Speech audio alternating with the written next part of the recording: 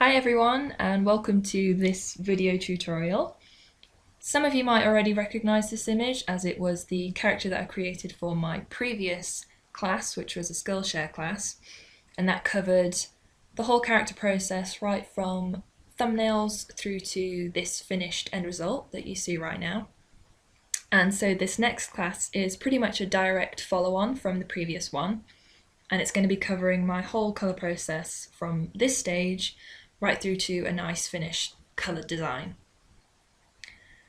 I do have a few different approaches that I take whenever I work in colour, but I'd say that this is going to be a pretty good general overview of my average colour process.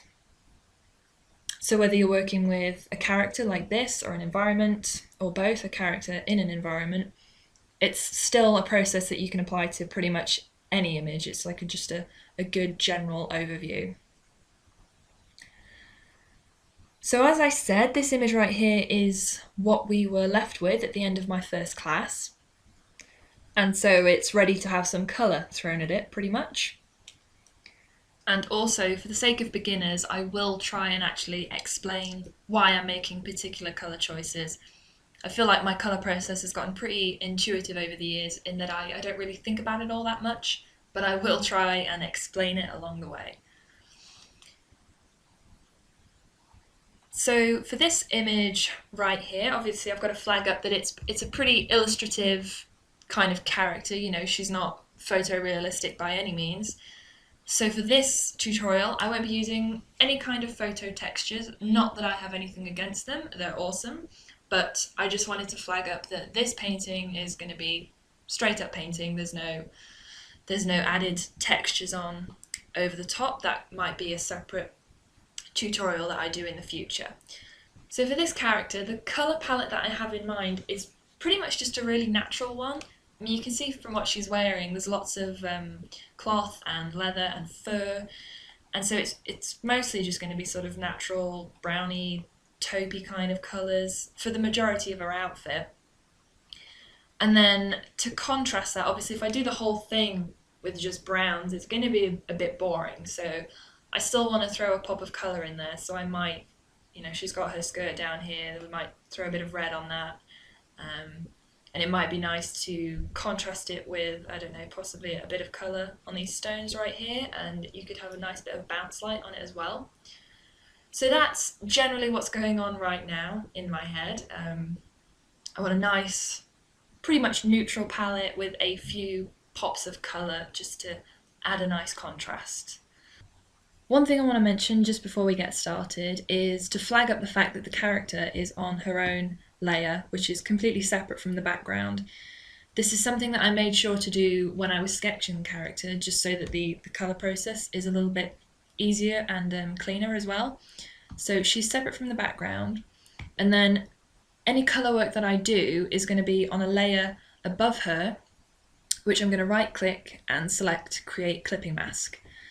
So then whenever I add any colour to the character, just as an example, it won't go beyond the boundaries of the character itself, which is a really great tool for time saving.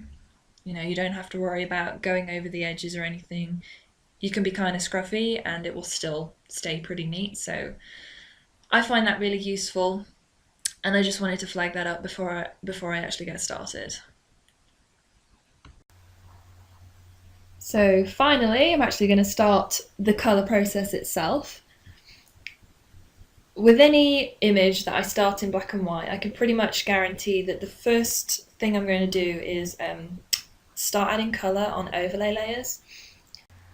Overlay is a really good way of building up washes of colour, but I would never recommend trying to colour an entire image using overlay because it would just get too intense and overly saturated.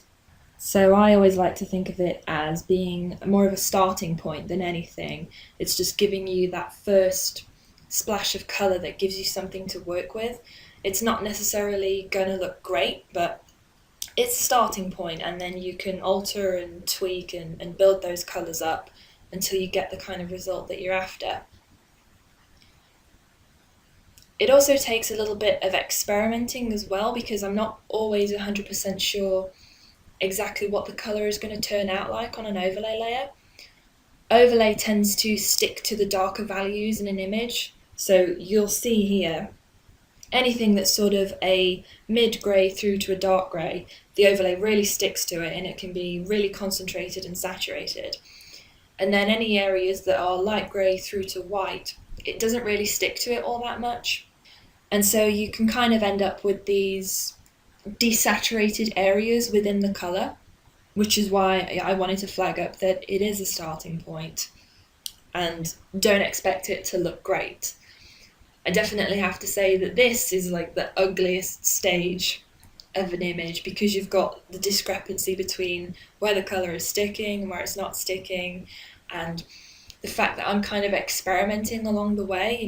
The colours that I pick now aren't necessarily going to be what the colours look like at the end, and so it's kind of a journey really, and I'm sort of feeling my way through it, and I'll keep painting over things until I get a colour that I like and I'm happy to work with. So we've skipped ahead a little bit at this point, and I'm just about at the end of the first layer of overlay. This is just me finishing it off. And then once I reach this point, I tend to merge that first layer of overlay with the character, and then I'll lock that layer and set up a new one above it again. And then I'll start working into the colour some more. I'm just increasing the resolution a tiny bit as I go. I like working in high res. I mean, you can work at whatever resolution suits you best, but I really like all the little fine details, so I tend to want it to be big enough for me to work with. So I'm just adding in another layer at the minute with a bit more overlay and kind of like a light creamy colour.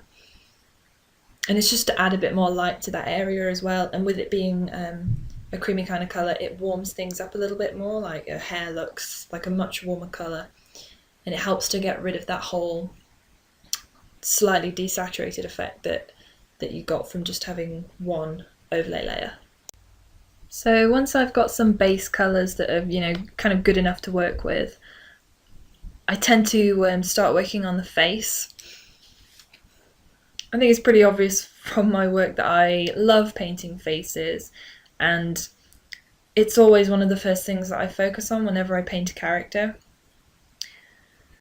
So all of the structure of her face has already been painted really during the black and white stage. But as I work in the colour, I will slightly change some of her features, especially with this one, as I had a fairly big break between finishing black and white and then moving on to the colour stage. So when it did come to working on the colour, I tend to see little flaws and everything that's wrong with it, so I'll kind of tweak some of the features as I go, and others I'll just try and enhance with colour through shadows and highlights and bounce lights, etc. So you'll see that I'm just adding in some more shadow around the eye socket and down the side of the nose. And they're really, really subtle shadows, but I'm just, again, trying to subtly add in those little hints of structure to the face.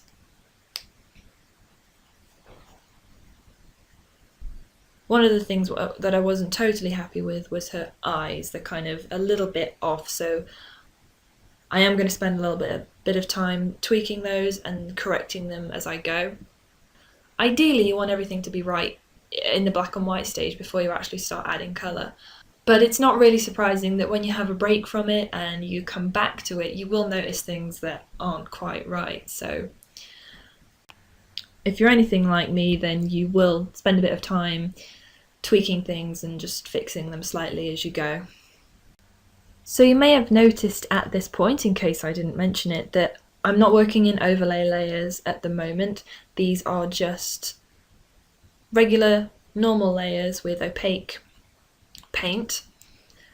And this is so that I can build up that structure like I was talking about. It's not really something I can do in overlay. It's great for colour and light and atmosphere and washes of colour, but to actually build up that structure, I need proper solid paint. So just normal layers at the moment. I've got a few going on, But again, once I get to a point where I'm happy with it, I'll probably flatten that down again and then repeat the process.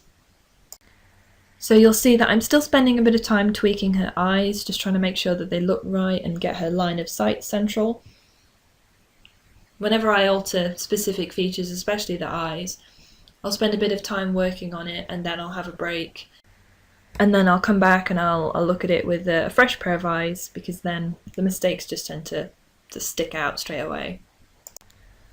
So you'll see that I'm also adding some little details to the eyes as I go. I'm starting to ramp up the shadow and give her a nice dark lash line, and then a grey shadow cast by that onto the whites of her eyes. And one thing that I always like to do is give characters, even if they're young and healthy, I always like to give them a tiny little bit of an eye bag, or just a shadow under the eye rather, because you've got the socket of the eye there, and you can nearly always see it on people. So I really love adding those little imperfections to skin. And that kind of leads me into just mentioning the fact that I always like to use a brush that's got a little bit of texture to it.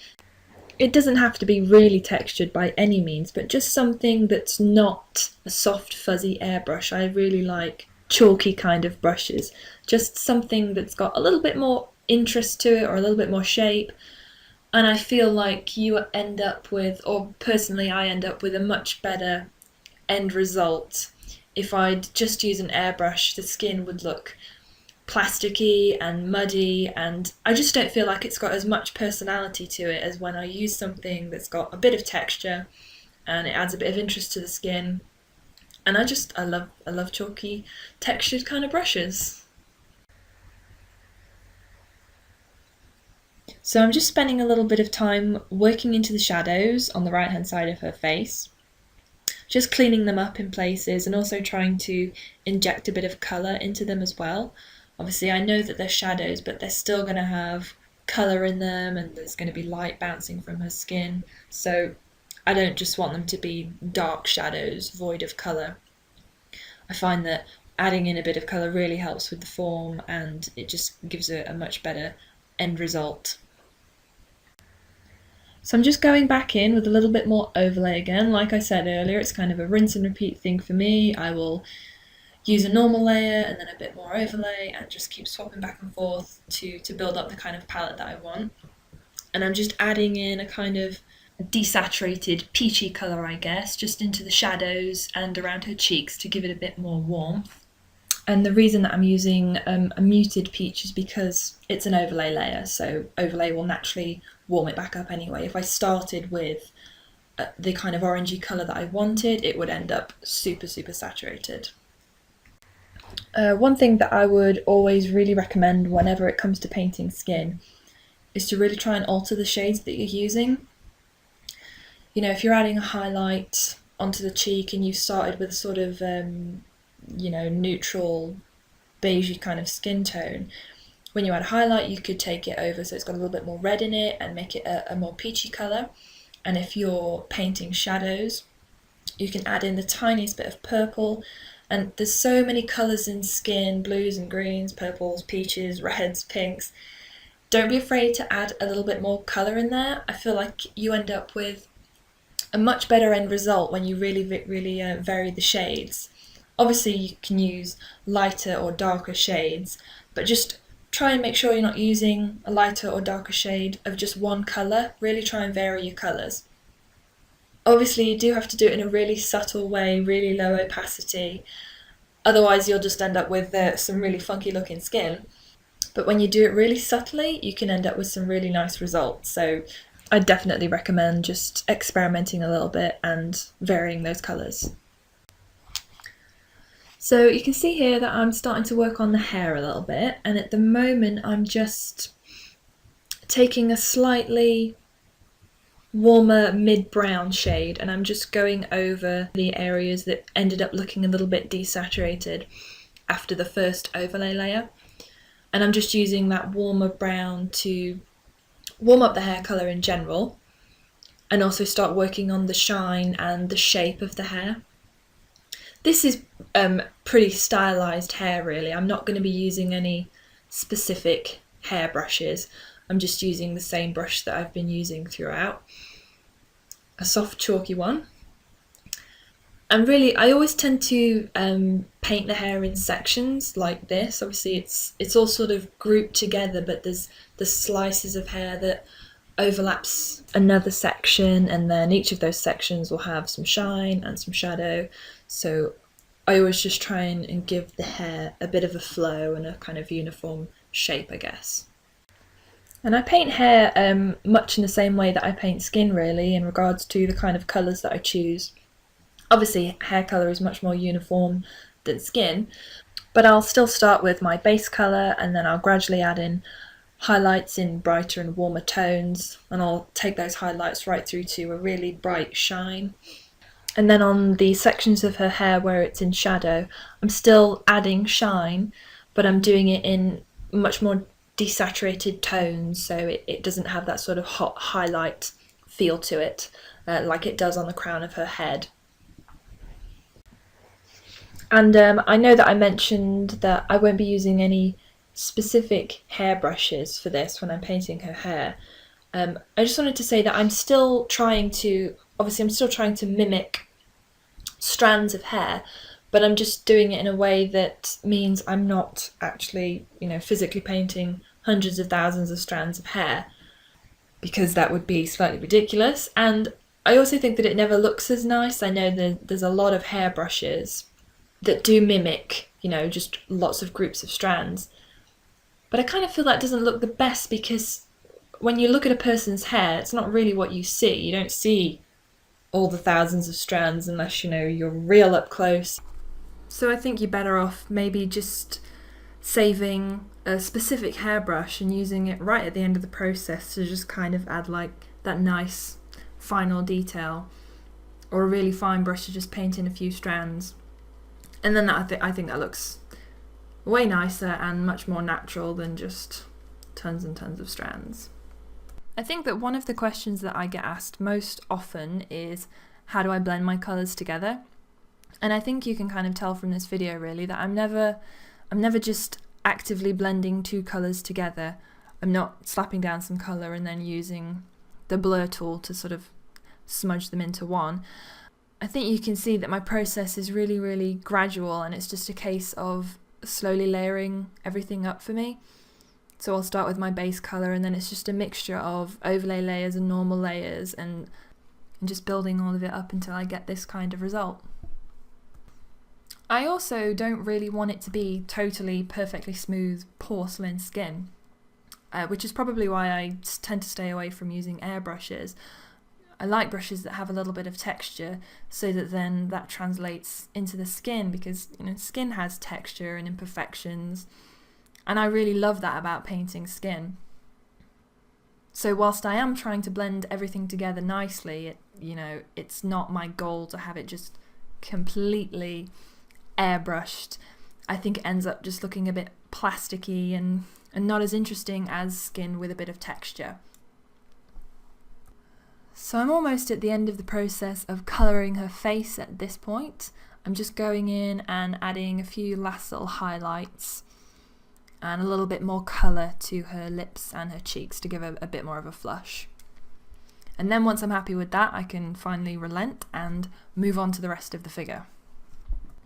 It's kind of a curse, I guess, being really obsessed with painting faces, because it can sometimes hold you back from working on the rest of the figure.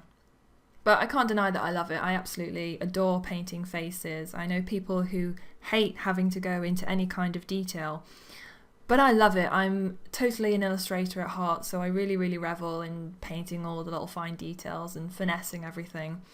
I can be really impatient with everything else, but I never seem to lose patience when it comes to painting faces, so I'm normally very happy to spend plenty of time working on them. Well, anyway, enough rambling about this particular face. I am finally happy enough with it to sort of move away from it and start concentrating on the rest of the character. A face will perpetually bug me if it's not right, so I always like to sort of almost have it nailed, and then I'll just carry on with everything else. So I'm just adding a bit of detail to the fur that she's wearing at the minute.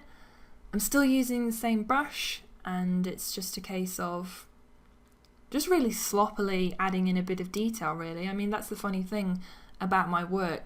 When you zoom out, things tend to look fairly detailed, and then when you zoom in, it's just like a whole bunch of random brushstrokes that, you know, when you look at it from a distance, it makes sense.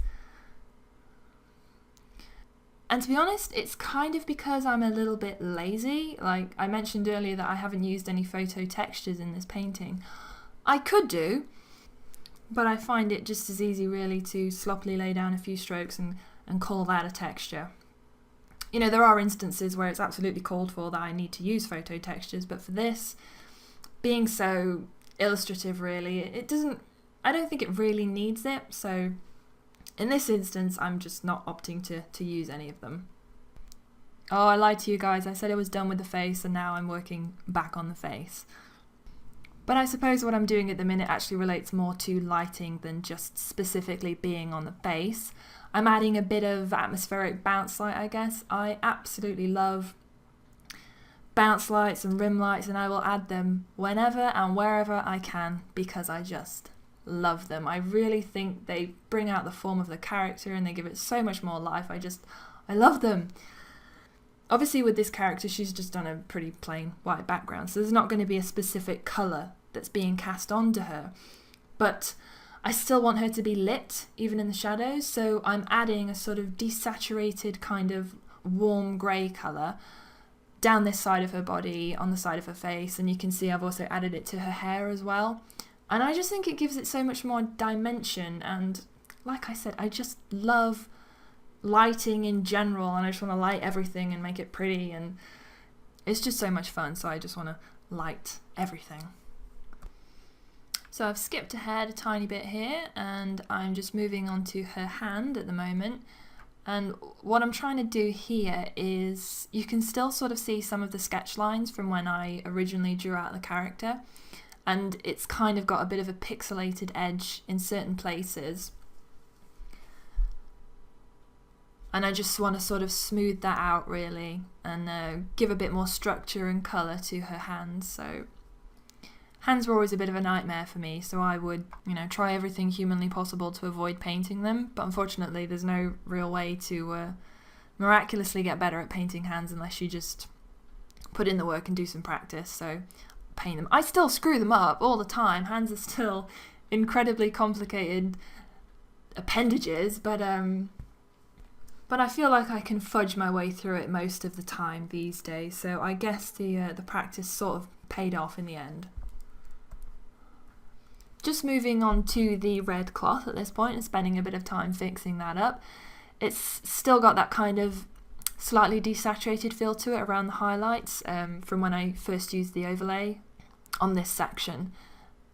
And so I'm just using a slightly orangey toned colour to just go over it really and paint into it a little bit more and sort of make it look like it's actually a colour and not just an overlay layer. It's kind of just reiterating what I said at the start really, that, you know, overlay is just a starting point. And if you really want something to look solid, you're just going to have to go back in with normal opaque layers and just work into it. It's kind of strange because essentially you have to like repaint a lot of the image. But for me, it's just something that I have to do because if I just relied on overlay, it just wouldn't look right, and I don't think it would look as nice. So I like to put in the time to actually add that extra colour and the different tones and everything, and I think it ends up looking a lot better. So I'm just grazing around the rest of the image as usual and working a little bit more into the leather straps on her arm and just sort of generally adding a bit of lighting as well. That side of her body is pretty dark, so it needs working into a little bit. And I'm also adding a bit more of that warm grey bounce light that I used on her face. Eventually that will carry on over the rest of that side of her body, but I tend to just do things in chunks. I rarely ever finish one entire piece of a character in one go besides the face really. And then I'm throwing on another overlay. I'm just adding some sort of brown colours to the fur. I want it to look like it's got a bit more colour to it, or it's just a bit dirty, a little bit gritty, a bit weather worn, you know, just a bit more interesting than being totally pristine. So I'm actually, at this point, going to use a different brush. I've got a sort of small stubbly hair brush, so I'm just adding on a bit of that onto the fur as well. It kind of looks alright, it's not great, so I use a little bit of it and then I just kind of go back to my previous brush. I tend to like have a love affair with just a few brushes in my pack, and they just tend to be the ones that are my go-tos, and I stick with them because they do a really good job. So I'm spending a little bit of time working into the metal on her chest plate armour. Still using the same brush, like I said, and I'm just trying to add a bit of texture to this and have a sort of, again, a kind of weather-worn, a little bit gritty kind of appearance to it. And I sort of want it to have a shine, but not to be totally perfect. And so I'm just running with the sort of scribbly texture and just roughly adding in some sort of shadows and highlights and little scratchy marks and stuff like that. So I'm just spending a bit of time going back to the red cloth and just trying to desaturate it a little bit. I've got a sort of a darker brownish red set to overlay, just to try and tone down that whole bright oranginess that I didn't quite like about it in the first place. And I want her to have a splash of red somewhere else in the character, but I wasn't totally convinced about having it being on the staff. So I'm going to ditch that for now and then have a think about where else I might be able to put a bit more red. I'm throwing a bit of blue into the stones, like I mentioned. I did want to have another pop of colour somewhere. So I've thrown that on an overlay layer and then I'll work into that some more. And now I'm just experimenting a little bit with adding that little pop of red somewhere else in the image. Whenever I do this, I'll always do it on a new layer if I'm experimenting or if I'm not quite sure where I want something to be, just in case I can get rid of it if I don't like it. I'm not a purist by any means. Not totally sold on that red collar, so I ditched that and I'm going with just a little bit of red ribbon running through her hair, and I actually really like that because it's a touch of red somewhere else, but it's much more subtle. It just helps to sort of tie things in a bit more. Back to the face again. I seriously have issues, but you know, what are lips without a little bit of shine? A bit of a time skip here. I've just been spending a bit more time, same as usual, just grazing around the image. I spent a little bit of time working up her staff and the stones in it, and also a bit of the detail in the wood. And then I'm just adding in a bit more of that atmospheric bounce light in the warm grey again. Just trying to make sure I've got it in all the right places, all the way around the image, you know, not just, I don't want to neglect the rest of the figure. So for those of you that are interested, this image, or this part of the image really, the colour process from black and white right through to the end result that we'll get to eventually, I think it took me, I had about 6 hours worth of recorded footage. And ideally I wouldn't have any time skips, but I have to have some because otherwise the video is either too fast or too long, so I'm trying to maintain a balance between the two. So now I'm starting to add in a bit of the blue bounce light being cast from the stones. It can get a little bit boring when I'm just, you know, detailing up lots of leather and fur and boots and stuff, so adding in a new lighting element always adds a bit more interest, so that's really fun. And so, like I said, I'm just working on this blue light and trying to make it really subtle. I want the stones to be casting a glow, but I don't want it to be like super, super blue and super bright. So I'm trying to get a nice effect, but keep it fairly subtle. So you can see that I've sort of spread it out. So you can see that it's mostly concentrated on the fur, but then it sort of spreads out down her arm. There's a tiny bit of blue light cast onto her hair. And then I'm also adding a little tiny hint of the blue onto her face as well. And I think that will give it a really nice effect. And just to have that little pop of colour on the image to draw the eye, I think it works really well. So I always love working on lighting. If you ever find that you're struggling to sort of add lighting but make it subtle, then just drop the opacity either of the layer or your brush or both, and And, you know, just drop it as much as you need to, really, to get the desired effect. So I'm just spending a little bit more time just working on that blue light still. I'm just trying to make sure that I paint it in all of the places that that light would naturally hit. So all the sides of the fur and the top of her arm and her hand. And I'm just trying to be very thorough. So I've pretty much established most of the lighting and like the majority of the detail at this point. And so now I'm mostly just working on the finishing touches. For a lot of people, this would probably be a good enough point to stop at. But I'm a bit of a perfectionist, so I tend to want to, you know, give the whole image sort of equal treatment.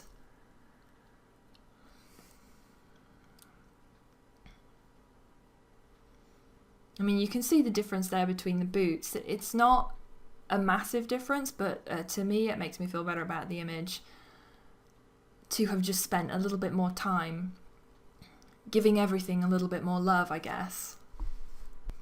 Whenever I'm working on my own stuff, there's not really anybody there waving a flag telling me, you know, stop, you spent enough time on it. So you kind of just have to use your own judgment. So no one can really tell you when it's detailed enough or when it's done. It's a really personal thing. So I think everyone knows their limit, really, hopefully. So I'm pretty much in the home stretch really now with just adding all of these final details. It's kind of, it never feels like it's going to take that long adding all of these little final touches, but normally they take the longest. It's like the last 10% just takes forever. And again, it's just a really individual thing of how detailed you want to take it. You know, just whatever you're most comfortable with.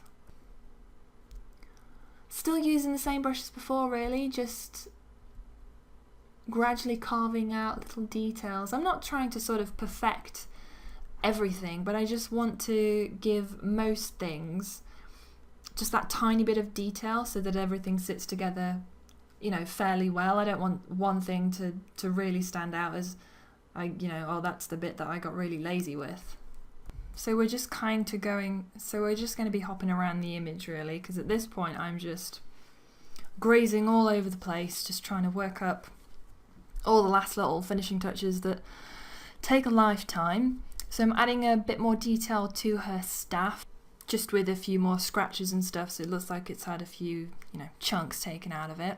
And then I'm also adding a bit more texture to the wood as well, so it looks a little worn and with a few knots and stuff in it. I don't want it to just look totally smooth. Next, I'm going to add a little bit more light to the center of her body, because you can kind of tell that she's got a sort of leather bodice on, but it's kind of too dark to really see what's actually going on with it. So I've sort of done it like straps of leather that are maybe overlapping itself. So I just want to both add a bit more lighting and a bit more detail so you can actually make sense of it a little bit more. And then I'm throwing on a tiny bit more lighting in overlay. And I'm just working it into various places around the image as well. I've added it to the center of her body, but I'm also adding it into a few other shadowy areas around the figure. I'm just adding a tiny bit of detail to the belt as well, to sort of give it a seam, to make it look like it might actually have some structure to it rather than just being a sort of strip of fabric. So just a few lines and highlights to give it a bit more structure really. So I'm just finishing off the metal here, just adding a few last final touches by, working up the pattern so it's got a bit of interest to it. And then that will pretty much be it for the metal really, because as I said before, I'm not really going for photorealism, so I want a bit of detail but nothing over the top. And here I'm just making sure that that warm grey bounce light that I've had cast around the rest of her body is also included in the bottom half. I don't want it to be present in some places and then missing from other sections, so I'm just going over and making sure that that light is being cast onto all of the different parts of her body so that it's all even and makes sense. I'm definitely approaching the finish line at this point. I'm just adding in lots of final little touches. I'm tweaking the lighting in a few places with another overlay layer. I'm just adding a smidge more blue onto the stones. and just brightening up the centre of her body on the leather midsection as well. I'm also slightly altering the colour of it as well. I don't want that leather to be quite as warm as the other colours. So I'm just going over it with a colour layer in grey just to desaturate it a little bit. I'm also adding a little bit of red bounce light onto her arm, which would have been cast by her skirt. And then this is pretty much the end of my little clip montage, showing you all the tiny little details that I put in. And this is pretty much it, really. This is where I reach a point where I'm finally happy to call it a day. And then normally as a final touch, I'll just put on a noise layer. And that's just a solid grey layer. And then with the filter added over the top to add noise, set that to overlay, drop the opacity down to like 10 to 15%. And it just gives it this really nice sort of atmospheric texture. That's a down the VC tip, which I'm sure most of you are already aware of. And so this is it. This is the final result after all that painstaking detail.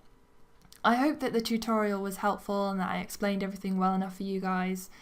And if you got this in the first place, then a huge, huge thank you very much. I look forward to doing more of them in the future.